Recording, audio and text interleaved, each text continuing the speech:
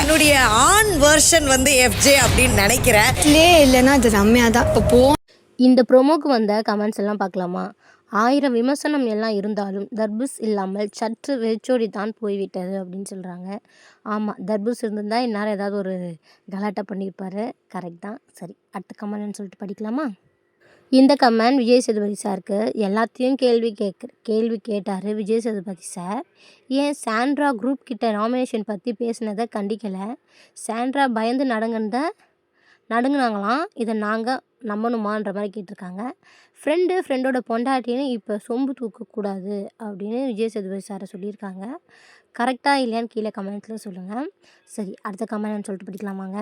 இந்த கமெண்டில் பிரஜன் அண்ட் சாண்ட்ராவை பற்றி எப்போ பார்த்தாலும் குழந்தை வெளியே பார்க்குறது குழந்தை வெளியே இருக்குன்னே சொல்கிறாங்க அப்படின்னு. ஆமாம், அது தெரிஞ்சு தானே வீட்டுக்குள்ளே வந்தாங்க. சும்மா எப்போ பார்த்தாலும் குழந்தை வெளியே பார்க்குறது சொல்கிறாங்களேன்னு எல்லாருக்குமே டென்ஷன் ஆக தான் செய்யும். சரி, அடுத்த கமெண்ட்னு சொல்லிட்டு படிக்கலாமா? இந்த கமெண்டில் ரம்யா தூங்குவது மட்டுமே முழு நேர வேலையாக வைத்துள்ளார். சாண்ட்ரா ரொம்ப பயந்த பிரசன் அப்படியே பேபி மாதிரி ஆக்ட் பண்ணுறது கண்ணை சிமிட்டிட்டு அப்படின்னு. அன்றைக்கி விஜய் சேதுபதி சொன்னார்ல, ரொம்ப பயந்துட்டாங்க அப்படின்னு. அப்போ அதோட ரியாக்ஷன் அப்படி தான் இருந்துச்சு அவங்களோடது. சரி, கரெக்ட் தான். அடுத்த கமெண்ட் படிக்கலாம். இந்த கமெண்டில் நடிப்பு அரக்கனிடம் வேக்கன்சி, அதனால் இப்போது நடிப்பு அறைக்கு பாருவா சாண்ட்ராவா என்ற போட்டிக்கு இருக்குது அப்படின்னு. நடிப்பு அரக்கன் வந்து வெளியே போயிட்டனால இப்போ அறைக்கு வந்து நம்ம சாண்ட்ராவா இல்லை பாருவா அப்படின்னு கேட்டிருக்காங்க. சரி, அடுத்த கமெண்ட் படிக்கலாம். Rolling house.